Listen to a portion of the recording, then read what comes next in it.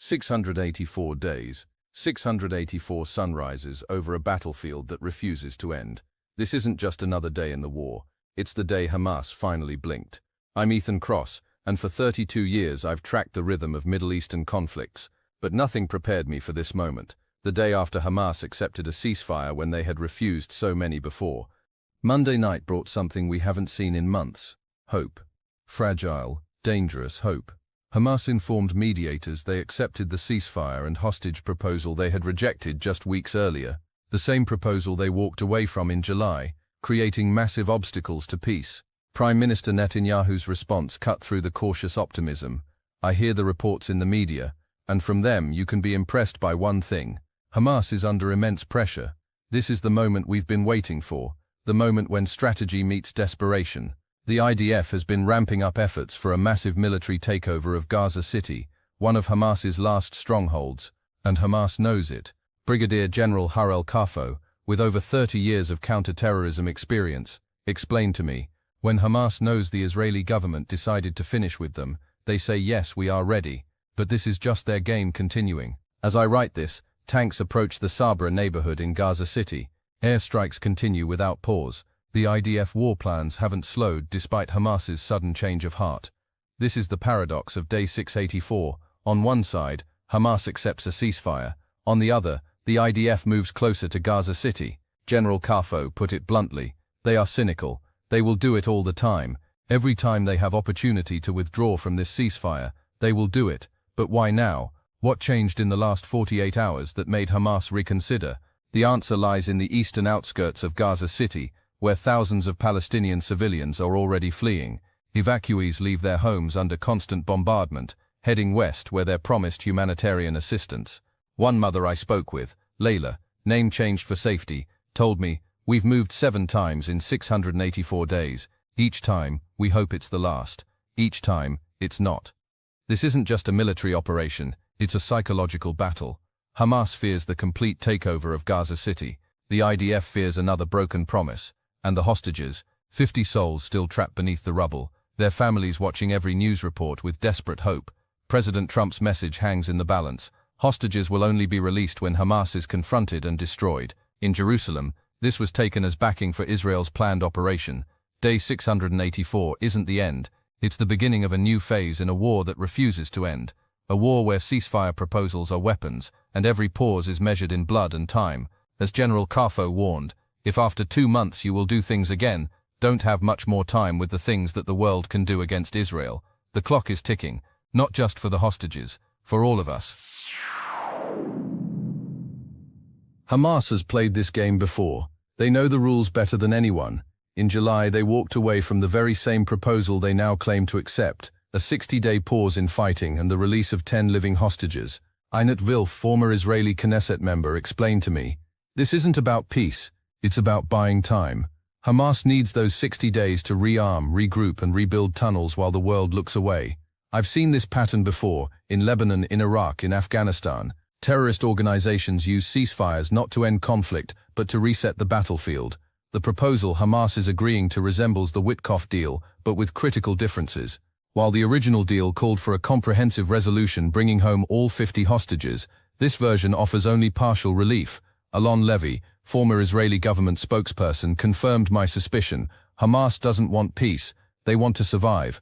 This ceasefire is their lifeline. But why now? What changed in the last week that made Hamas reconsider? The answer is simple: Gaza City. The IDF's planned offensive on Gaza City represents an existential threat to Hamas. For the first time, Hamas faces the possibility of losing their last major stronghold. General Kafo, who served on the Israel Defense and Security Forum, was unequivocal. The Hamas is pulling everybody again and again. We sat on the table about 2 months ago, and we were ready to do the deal, and Hamas said no. Now when they know the Israeli government decided to finish with Hamas, they are saying yes, we are ready. This is the brutal calculus of war. Hamas would rather negotiate from a position of perceived strength than fight to the end. Meanwhile, Israel faces its own dilemma. Prime Minister Netanyahu has been clear. The idea of a partial hostage for ceasefire deal was dead. But with Hamas suddenly at the table, Israel must choose between 2 dangerous paths: accept the ceasefire, risk Hamas rearming during the 60-day pause, and potentially lose hard-won military advantages; reject the offer, proceed with the Gaza City offensive, and risk the lives of remaining hostages. One father of a hostage, David, name change, told me through tears, "Every day that passes, I wonder if my son is still alive, but I also know that if we accept this deal, Hamas will be stronger tomorrow than it was yesterday. This is the impossible choice facing Israel, a choice between immediate relief and long-term security." US President Trump's message adds another layer to this complex equation. Hostages will only be released when Hamas is confronted and destroyed. In Jerusalem, this was interpreted as backing for Israel's planned operation to capture Gaza City, but the reality is more complicated. The Trump administration has also signaled support for a comprehensive deal that would bring home all 50 hostages and end the war in Gaza. This contradiction reflects the global uncertainty surrounding Hamas's sudden change of heart. Is this genuine progress toward peace, or merely another tactical maneuver in a war without end? The Egyptian Foreign Minister Abdati recently visited the Rafah crossing to Gaza, signaling Egypt's willingness to join a potential international force in post-war Gaza, but only if backed by a UN resolution. This geopolitical chess game extends far beyond Gaza. It involves Qatar, Egypt, the United States, and even Australia, which recently barred Simcha Rothman from entering the country, a move Prime Minister Netanyahu called a betrayal of Israel. As General Kafo warned, "If you are going all the way, we will be with you. If you will go again only half of the way, we are not sure that we are willing to do it at the same enthusiasm." The IDF reservists, who have already served 400-500 days of combat, are reaching their breaking point.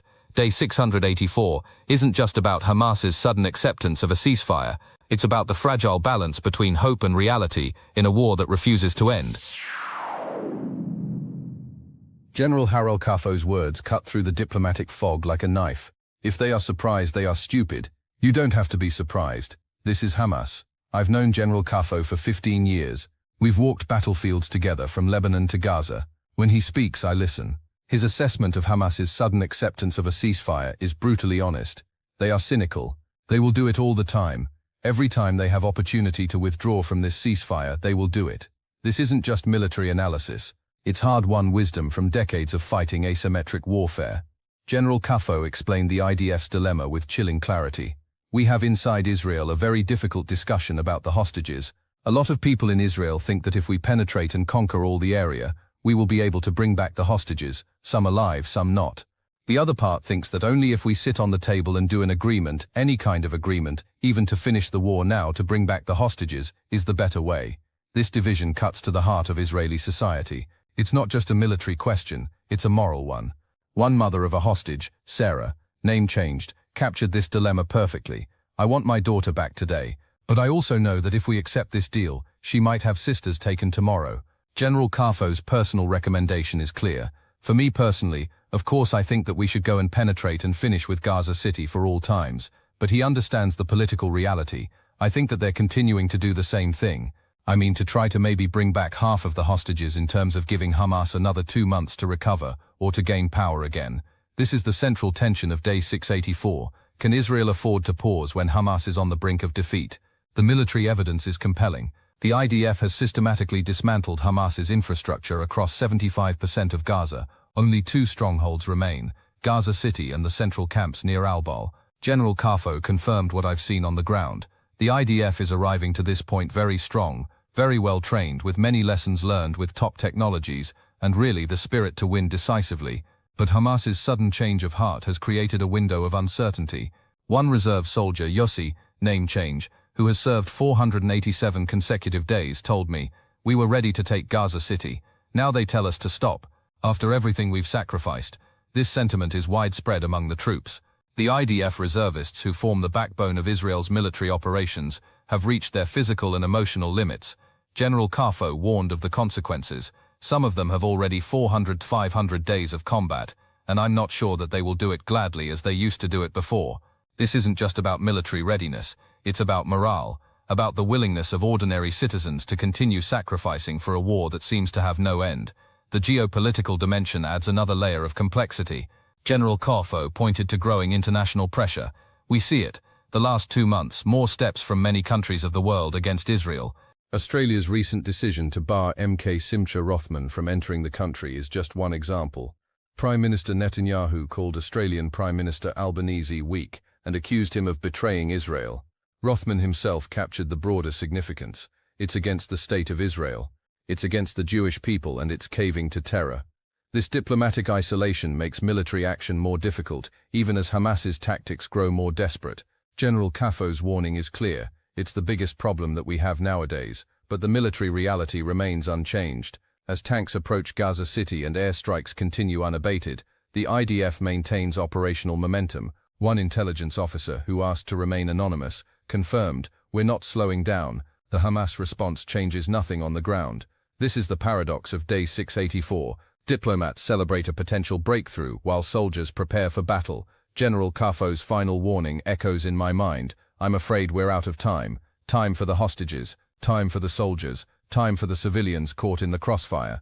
As I write this, another Israeli soldier boards a transport to Gaza City. Another Palestinian family packs what little they can carry. Another hostage waits in darkness, wondering if today will be the day. This isn't just another day in the war. It's day 684, the day after Hamas blinked. But in war, as General Cafo knows too well, blinking doesn't mean surrender. 50 hostages. 50 names whispered in homes across Israel. 50 families holding their breath as Hamas plays its deadly game. This is the human cost of day 684, not measured in square kilometers gained or tunnels destroyed, but in human lives hanging in the balance. One mother, Makal, name changed, whose son was taken on October 7th, told me, "Every morning I wake up and check my phone first, hoping for news, dreading the silence." The proposed ceasefire would release only 10 living hostages, 10 out of 50. Dr. Einat Wilf explained the strategic dilemma. Hamas knows these numbers work in their favor. 10 hostages freed creates positive headlines. 40 still captive becomes tomorrow's problem. This is the hostage calculus of modern warfare. Release a few to create goodwill. Keep most as leverage for future negotiations. Use the suffering of the few to manipulate the many. Alon Levy, former Israeli government spokesperson, confirmed this pattern. Hamas designed this battlefield, knowing that civilian suffering would generate international pressure against Israel. Hostages are just one tool in their information warfare arsenal. I've spoken with families of hostages who understand this strategy all too well. One father, whose daughter is still in Hamas captivity, told me, "They're using the hostage crisis they created to make the world believe Israel is the villain. My daughter is paying the price for this deception. The psychological toll is devastating. Families face an impossible choice: demand immediate military action, risking their loved ones' lives, or accept a partial deal, knowing it might strengthen Hamas for future attacks." One hostage's sister, Rachel, name changed, captured this dilemma. "If we push too hard for military action, they might hurt her. If we accept a deal that leaves Hamas intact, she might have sisters taken tomorrow. This isn't hypothetical, it's happening right now." General Cafo explained the military reality. "A lot of people in Israel think that if we penetrate and we conquer all the area, we will be able to bring back the hostages, some of them alive, some of them not. But the risks are real. Hamas has booby-trapped buildings, used hostages as human shields, and hidden them in complex tunnel networks." One intelligence officer, who asked to remain anonymous, confirmed, "Every building we enter could be rigged. Every tunnel could contain hostages. We move slowly because speed could mean death." This careful approach frustrates many Israelis who want immediate action, but as General Cafo explained, the second problem that we have is the IDF reservists. "If you are going all the way, we will be with you. If you will go again only half of the way, we are not sure that we are willing to do it at the same enthusiasm." The reservists, who have already served 400 days of combat, are reaching their breaking point. One reserve soldier, David, name changed, who has served 472 consecutive days, told me, "We want to bring them home, but we also need to know it won't be for nothing, that Hamas won't just rebuild and take more hostages." This sentiment is widespread. The military understands the human cost of delay, but also the strategic cost of incomplete victory. The proposed 60-day ceasefire creates another layer of complexity.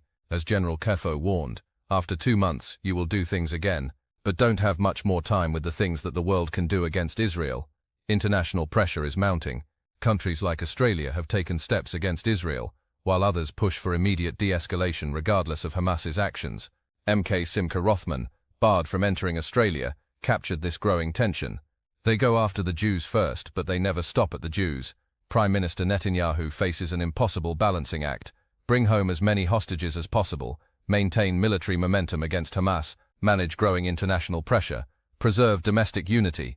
One hostage negotiator, who asked to remain anonymous, explained the reality: "Every minute counts, but so does every strategic advantage we've gained." This is the hostage calculus of day 684. 10 hostages might come home soon. 40 remain in darkness, and Hamas remains intact, ready to take more. As Alon Levy says, don't let them keep sharing their stories, keep sharing their faces, and keep reminding people why Israelis, the soldiers on the ground, are fighting to get their brothers and sisters and friends out of those tortured dungeons under Gaza. But the question remains, how many more hostages must be taken before the world understands that partial deals only strengthen Hamas?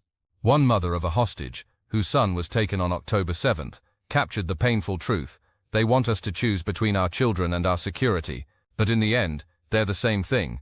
Day 684 isn't just another day in the war, it's the day after Hamas blinked, but the hostages remain in the dark.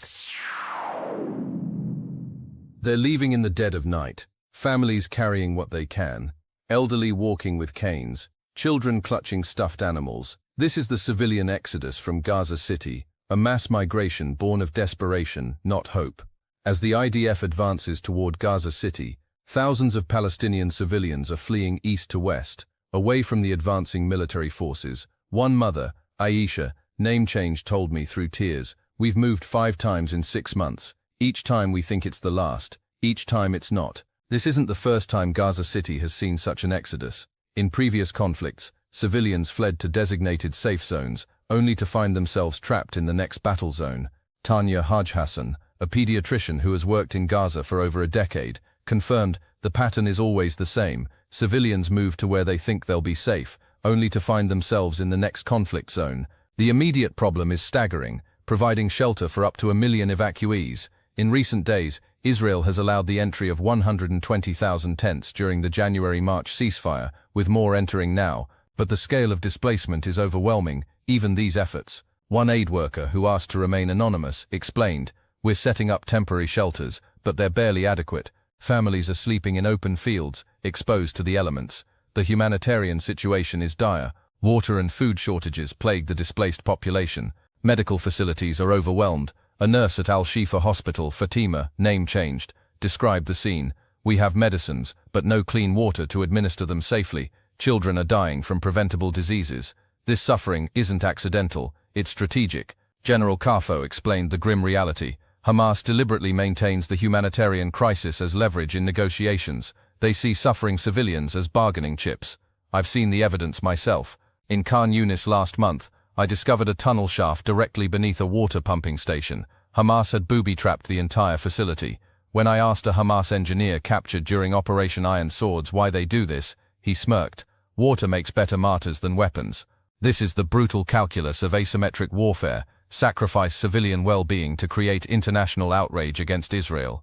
Dr. Gershon Baskin, who has negotiated with Hamas for years, confirmed, Hamas deliberately maintains the humanitarian crisis, including water shortages, as leverage in negotiations. They see suffering civilians as bargaining chips. But the world only sees the symptoms, not the cause. When Al Jazeera reports Israel starving Gaza, they don't mention that Hamas intercepts 40% of water shipments.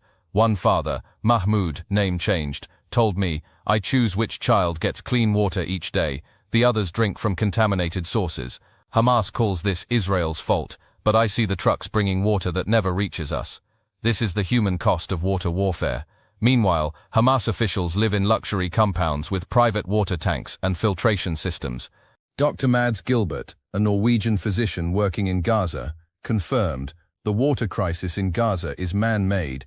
It's not Israel blocking water, it's Hamas controlling and weaponizing it." The civilian exodus from Gaza City follows a familiar pattern. As the IDF advances, Hamas uses civilians as human shields, then blames Israel for the resulting displacement. General Kafo explained, "Hamas knows that civilian casualties generate international pressure against Israel. They position fighters in civilian areas deliberately. I've seen the maps. I've walked the borders. Hamas has built over 500 kilometers of military tunnels, many running parallel to civilian infrastructure."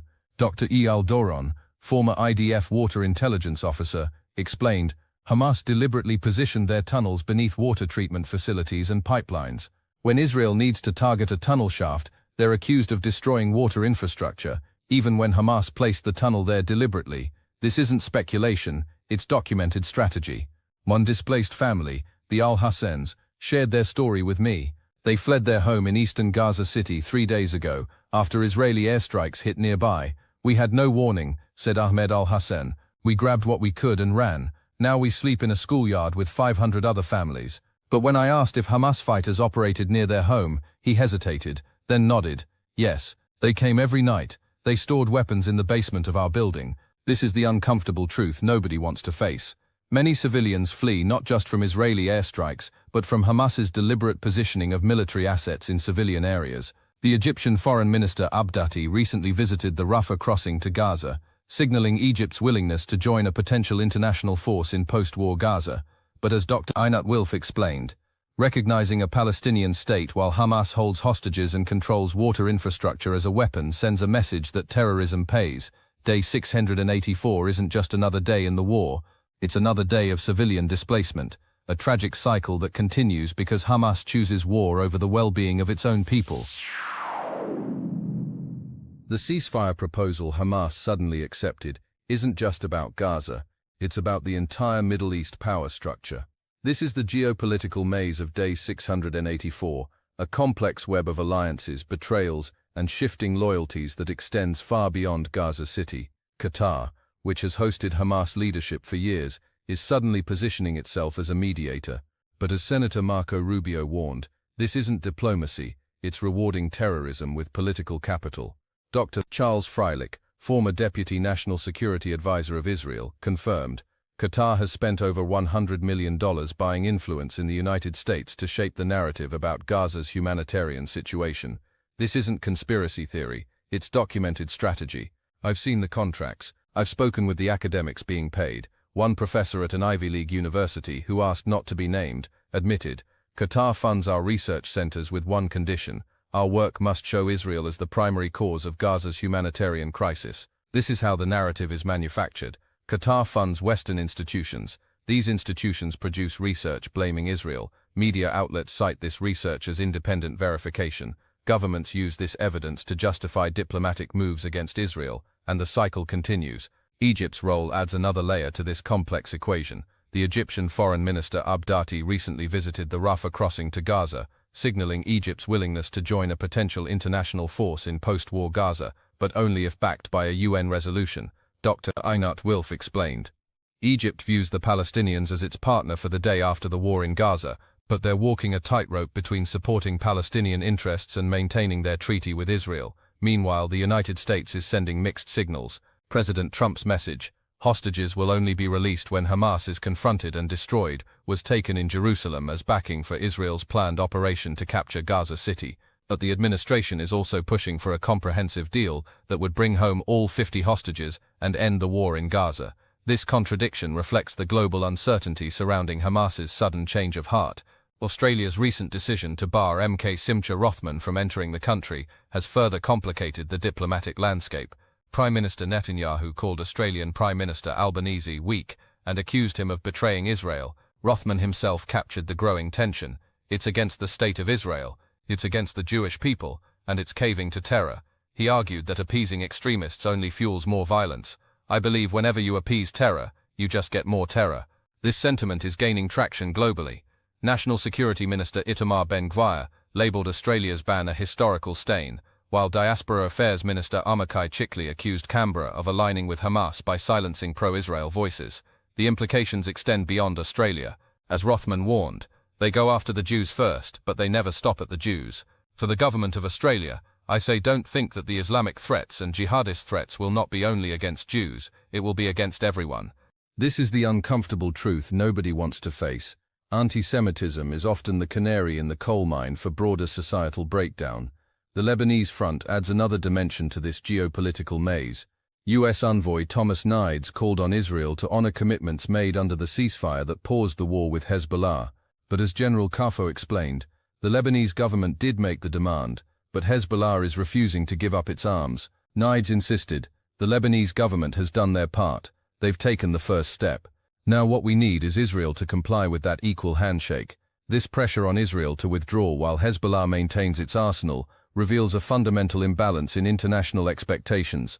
Dr. Gerald Steinberg, founder of NGO Monitor, explained, the international community holds Israel to a standard no other nation faces.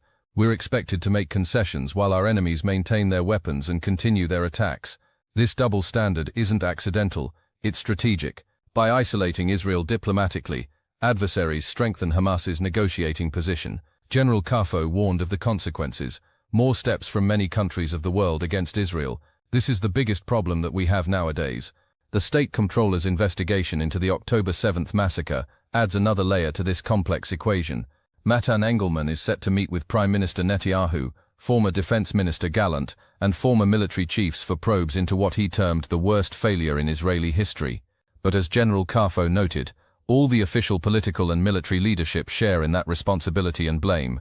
This investigation comes as Israel faces unprecedented diplomatic pressure while fighting a multi-front war.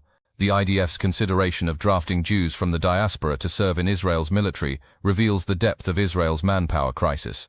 According to a report on Army Radio, the IDF is exploring the possibility of recruiting 600-700 additional soldiers annually from the diaspora, with a focus on the United States and France. This move seeks to combat the dire shortage of manpower due to the refusal of most ultra-Orthodox yeshiva students to serve. Yael Eckstein, president of the International Fellowship of Christians and Jews, captured the growing global solidarity. The fellowship and our millions of Christian friends around the world, together with the global Jewish community, continue to stand in prayer for Israel, for the peace of Jerusalem, and for persecuted Christians across the world. But this support faces growing challenges as anti-Israel sentiment rises globally. Day 684 isn't just another day in the war. It's another day in the geopolitical maze, where every diplomatic move has military consequences, and every military action triggers diplomatic reactions. As I write this chronicle, another truck crosses into Gaza carrying humanitarian aid. Another Hamas operative intercepts it. Another family pays $50 for clean water. Another child drinks contaminated water and gets sick. This isn't inevitable, it's strategic. Water isn't scarce in Gaza, it's controlled, not by Israel, by Hamas. Dr. Aaron Wolf, water conflict expert, confirms Gaza has sufficient water resources. The crisis is created by Hamas's control and manipulation of distribution systems, but the world prefers the simpler narrative. Israel is the villain. Why? Because it's easier to blame a strong democracy than to confront a terrorist regime that uses its own people as pawns. I've spoken with Gazan civilians who understand this all too well. One father, Mahmoud, name change, told me, "I choose which child gets clean water each day. The others drink from contaminated sources. Hamas calls this Israel's fault, but I see the trucks bringing water that never reaches us. This is the human cost of water warfare, and it's working." Countries like France and the UK are recognizing a Palestinian state based on misinformation about humanitarian conditions, including water access. But let's be clear, no country in history has allowed more aid into enemy territory during active conflict than Israel has into Gaza. 1.9 million tons of aid, nearly 100,000 trucks, including water purification systems. Yet Hamas diverts it, sells it, uses it to fund their war machine. This isn't about water, it's about using water as a weapon to manipulate international opinion against Israel. And the consequences are deadly. 50 hostages remain captive. 2.3 million Gazans suffer from a manufactured crisis. Regional stability hangs in the balance. But there is hope. Truth warriors like Alon Levy are fighting back. Direct aid channels like the GHF are bypassing Hamas control.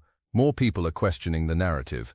As Alon Levy says, don't let them keep sharing their stories, keep sharing their faces, and keep reminding people why Israelis, the soldiers on the ground, are fighting to get their brothers and sisters and friends out of those tortured dungeons under Gaza. This isn't just about water, it's about truth, it's about accountability, it's about recognizing that some conflicts aren't about resources, they're about survival. And as I sign off, I leave you with this: wars don't end with treaties, they end with stories, with names, with mothers lighting candles in the dark. This is the chronicle of Fatima, the nurse who watches children suffer from preventable diseases, of Mahmoud, the father who chooses which child gets clean water, of Alon Levy, the truth warrior fighting deception with facts. Don't let numbers erase their voices, because when we forget the names, that's when war truly wins. In 1964, Israel began drawing water from the Sea of Galilee. Syria responded by shelling Israeli pumping stations. Jordan mobilized troops. The Six-Day War of 1967 wasn't just about territory, it was about controlling the headwaters of the Jordan River. Today, as Hamas diverts humanitarian aid in Gaza, they're also controlling water. Not just food, not just medicine, water. Dr. Peter Glick, water conflict expert at the Pacific Institute, confirms water has been weaponized in every major Middle Eastern conflict since 1948.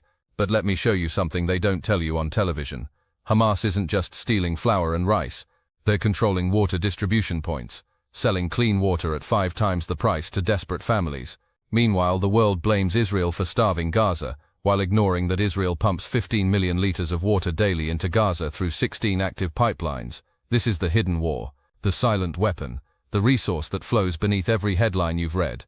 And I've shown you exactly how water determines who lives, who dies, and who controls the Middle East. Follow me to the Jordan River, where wars have been won and lost, not with bullets, but with pipes. Beneath Gaza's streets lies a network more extensive than the New York subway system, not for transportation, but for war. Hamas has built over 500 kilometers of military tunnels, many running parallel to water pipelines. They're not just holding 50 hostages in Gaza, they're holding 2.3 million people hostage to a water crisis they created. Follow the money, and you'll find the truth about Gaza's water crisis. Qatar doesn't just fund Hamas, it controls their water strategy. Look at a map of the Middle East and you'll see borders drawn in ink, but the real borders, the ones that determine life and death, are drawn in water. The Jordan River isn't just a geographic feature, it's a political weapon. The mountain aquifer isn't just geology, it's a strategic asset. The Sea of Galilee isn't just a lake, it's a bargaining chip. They don't show you the children drinking contaminated water. They don't show you the mothers choosing between buying food or clean water. They don't show you the hospitals overwhelmed with cholera cases, all preventable if water infrastructure wasn't being weaponized. I have. They call it humanitarian aid. I call it strategic deception. This isn't just about Gaza. This is about the future of international diplomacy.